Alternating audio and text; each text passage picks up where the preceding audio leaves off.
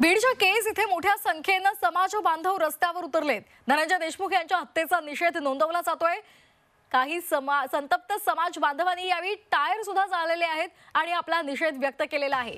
हे दृश्य आपण बीड मधली पाहतोय। बीड बंदची हाक देण्यात आलेली आहे। बीडच्या केस इथे मोठ्या संख्येने समाज बांधव रस्त्यावर उतरलेत। या संदर्भात अधिक माहिती घेणार आहोत आमचे प्रतिनिधी विकास माने यांच्याकडून। विकास, बीड बंदची हाक देण्यात आलेली आहे, तसंच काही नागरिकांनी संताप सुद्धा व्यक्त केलेला आहे। काय सध्याची परिस्थिती आहे?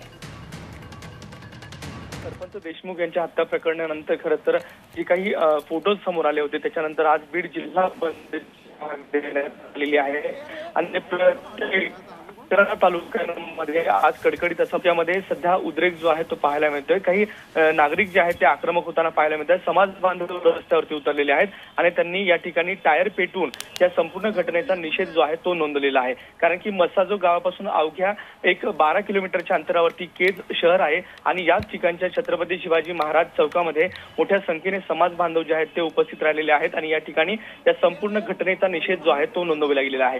काही आक्रमक नागरिकांनी या ठिकाणी जे टायर आहेत ते पेटवलेले आहेत आणि या संपूर्ण घटनेचा निषेध केलेला आहे। तर दुसरीकडे बीडमध्ये देखील मोठ्या प्रमाणात रॅली जी आहे ती समाज बांधवांनी काढलेली होती आणि या संपूर्ण घटनेचा हा निषेध जो आहे तो नोंदवलेला आहे। आता सध्या ही संपूर्ण परिस्थिती नियंत्रणात आहे आणि शांततेत आंदोलन जे आहे ते केलं जावं असं आवाहन जे आहे ते देखील पोलीस प्रशासनाच्या माध्यमातून केलं जात आहे आणि संपूर्ण घटनेवरती सध्या पोलीस प्रशासन लक्ष ठेवून आहे। धन्यवाद विकास, आपण दिलेल्या या सविस्तर माहितीसाठी। तर बीडच्या केस मधली ही दृश्य आपण पाहतोय। आंदोलक आक्रमक झाले आणि त्यांनी टायर जाळून निषेध व्यक्त केलेला आहे। आज बीड बंदची हाक देण्यात आलेली आहे, रॅली सुद्धा काढण्यात आलेली आहे आणि त्याचबरोबर पोलिसांचा बंदोबस्त या ठिकाणी आहे। कुठलाही अनुचित प्रकार घडू नये यासाठी पोलिसांनी शांततेचं आवाहन सुद्धा सर्व नागरिकांना केलेलं आहे। संतोष देशमुख यांच्या हत्येचे फोटो काल समोर आले आणि त्यानंतर सर्वांनी संताप व्यक्त केलाय।